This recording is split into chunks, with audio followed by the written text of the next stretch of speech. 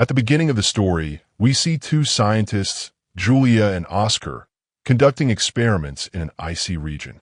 For their work, they had to drop explosives into the freezing waters.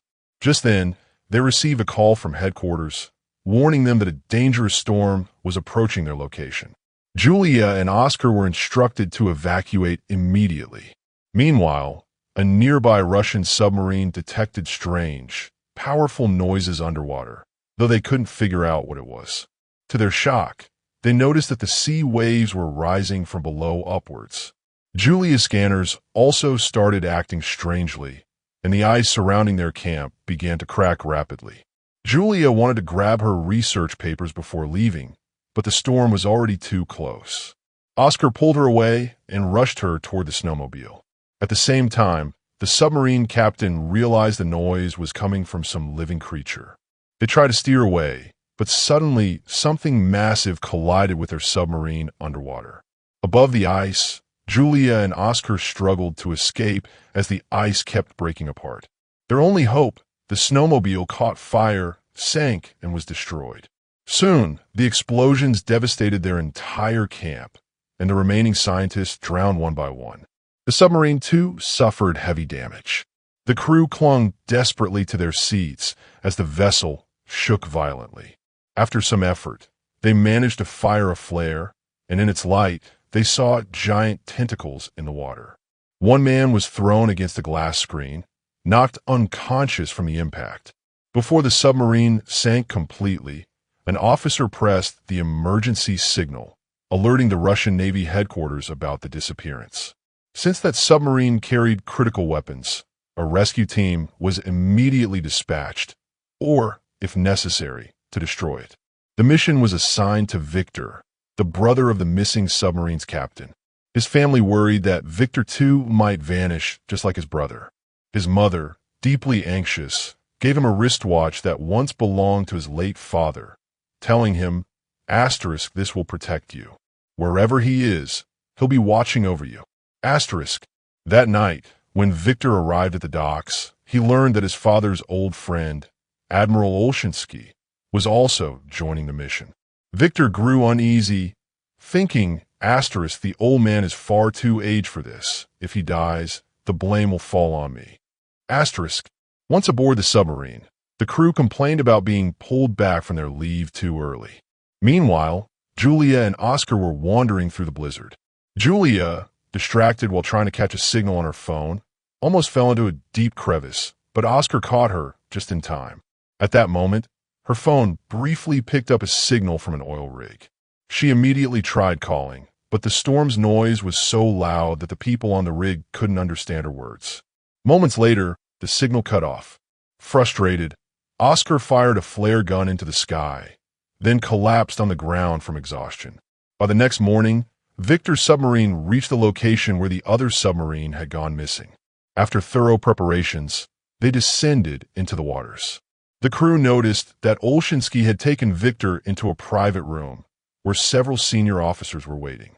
They handed Viktor a report to read, and as he went through it, everyone looked increasingly disturbed. Soon, rumors about the lost submarine began to spread among the crew.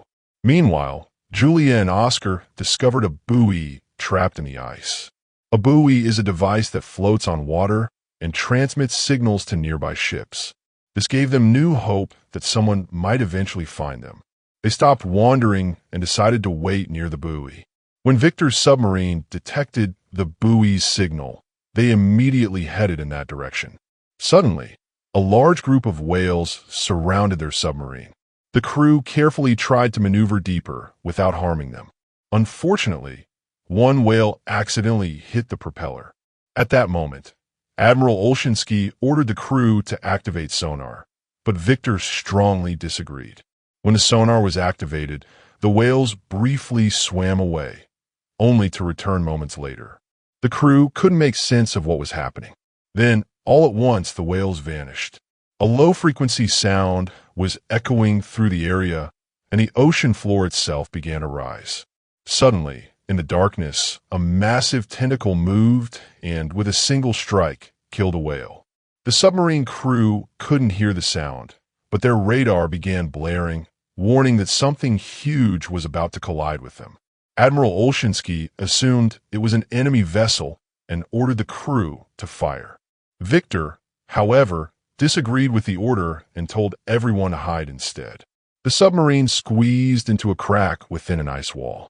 Each time it scraped against the ice, the vessel shuddered violently, and the radar's tone grew louder and more painful, leaving the operators clutching their ears in agony.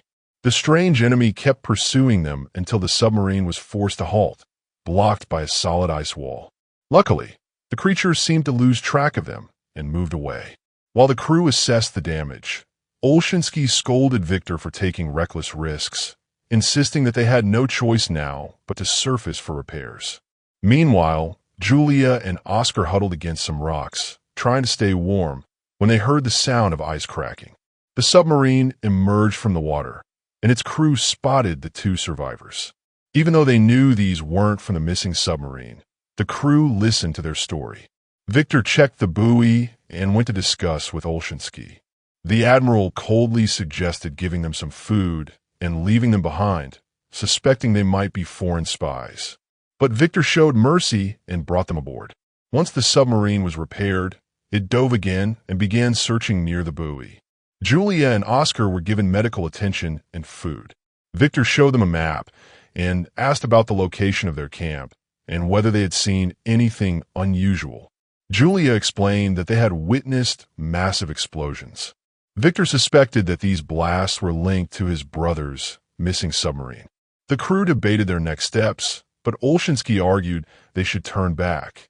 The mysterious threat could return, and if they were attacked again, even sending an emergency signal might be impossible. But Viktor, desperate to find his brother, ordered the submarine to head toward Julia's camp. Olshinsky pulled Viktor aside and warned him, "Asterisk, that's the second time you made the wrong call. A third mistake will end everything." Asterisk still, Viktor pressed on, telling his comrade they had to hurry, as any survivors in the missing submarine would be running out of oxygen. Suddenly, Julia heard a strange sound. Oscar explained it was sonar, another submarine searching. But soon, the radar revealed that the same unknown creature was once again chasing them. Viktor told the crew to find a hiding place, but this time there was none. Nearby, however, stood an oil rig. Viktor decided it might serve as cover. As the submarine prepared to surface, the workers on the oil rig saw giant tentacles rising from the sea and immediately sounded the alarm. The monster attacked, tearing the structure apart. Explosions rocked the platform as workers panicked, trying to flee, but there was nowhere to run. The entire rig collapsed piece by piece. From the submarine, Viktor used the periscope to see what was happening. When he saw the enormous tentacles destroying the rig, he was horrified. He broadcast the image onto the main screen so the entire crew could see just how massive their enemy truly was. After the rig was annihilated, the monster turned its attention back to the submarine, forcing them to retreat at once.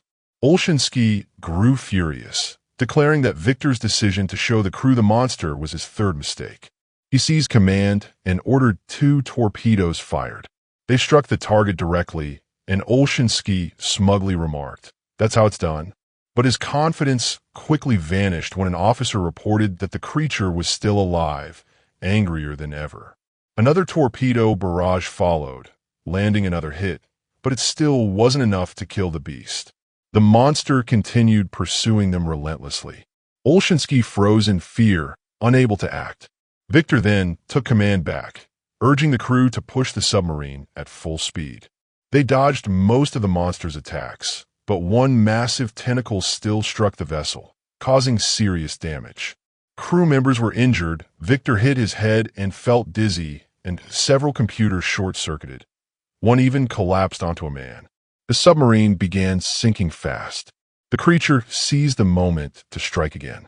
In the missile compartment, an explosion erupted, flames spreading rapidly. The crew sealed off the area and cut ventilation, while 7 men stayed behind to fight the fire with extinguishers. But just then, another crushing blow from the tentacle sent the submarine plunging even deeper. The submarine began to sink. The radar showed that the creature had surrounded them completely. When the crew looked closer, they realized it wasn't just any sea beast. It was a kraken, an enormous, ancient version of a modern octopus. The kraken had been the subject of countless legends through history. They had only one missile left, so it had to be used wisely. The crew debated what to do next, and Viktor suggested switching the submarine into silent mode, since sea creatures usually hunt by sound.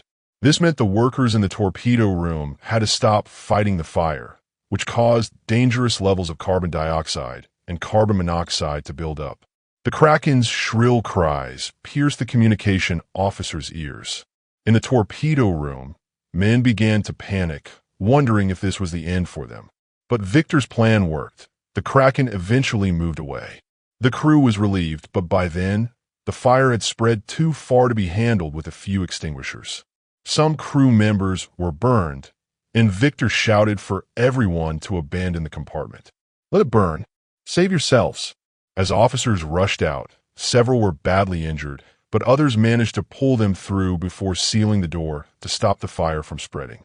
By manipulating the pressure inside the torpedo compartment, the blaze was finally put out, a task impossible while people were still inside. The uninjured crew began repair work while the wounded were sent to the infirmary. Oscar and Julia tended to them, earning the trust of the sailors.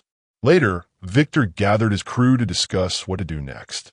Most insisted on returning home, since they didn't know the other submarine's location and had no way to defend themselves against the kraken. Olszewski reminded Viktor of his father, a hero who had died saving lives in a submarine accident. After much thought, Viktor agreed it was safer to head back. As the submarine turned for home, Viktor read his father's final letter. Julia entered his cabin and noticed a few birds inside. Viktor explained that they were used to monitor oxygen levels. She asked him for a map and marked the locations where they had encountered the kraken, along with their camp. According to ancient stories, the beast had attacked many ships before mysteriously vanishing. Some scientists believed it had gone into a long hibernation. Julia suggested that their earlier explosions might have disturbed its hidden lair, awakening it. If they wanted to survive, she warned they had to keep the sonar shut down, or the kraken would hunt them again. Since Julia knew so much about the creature, Viktor asked her if she had any idea where his brother's submarine might be. Julia explained that octopuses drag their prey back to their lairs, and that such a place must be near her camp. Just then, an officer entered with urgent news. He played a recording from when they were in silent mode. Everyone could hear it, a faint, rhythmic tapping on metal. They traced the signal, and it was confirmed to be coming from near Julia's camp. That meant some of the crew from the missing submarine were still alive. Viktor called everyone together. "Our soldiers are trapped in that submarine, fighting for their lives. If we don't save them, who will? Don't think this is just about my brother. If any one of you are down there, I would risk everything the same way." With that, he gave the direct order. The submarine would head for Julia's camp. Suddenly, bolts rattled loose from the walls and machinery. Glass shattered, lights flickered. The submarine had sunk too deep. Quickly, they steered upward to avoid being crushed. One of the officers suddenly noticed they had drifted into an entirely different place. Viktor ordered that a mini-submarine be sent to scout the area. Since its pilot was still injured from the last attack, Viktor decided to go himself, leaving Olszewski in charge. Viktor, along with two officers, descended in the mini-submarine.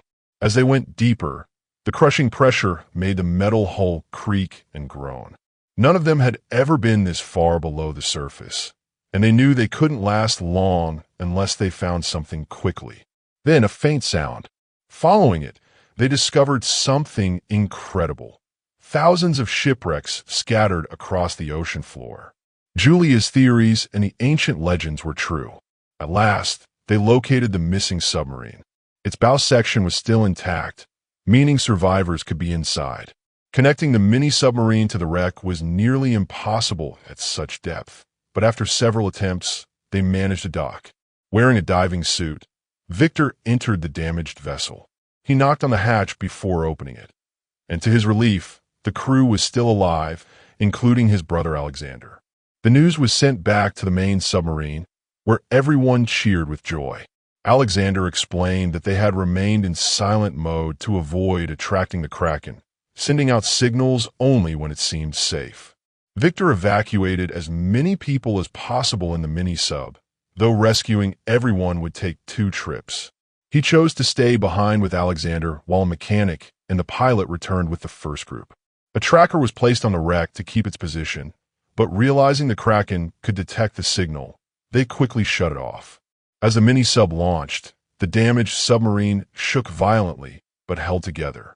Soon, the survivors were brought aboard the main vessel and treated for their injuries. The pilot, however, was too exhausted for a second trip, so Julia asked Oscar to assist. He agreed, having served on submarines before. Meanwhile, radar showed troubling signs. The Kraken was on the move again. Deep below, Viktor and Alexander searched for the dangerous weapons their superiors had demanded.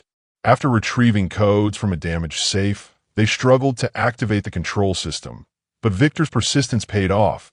The weapons were still operational.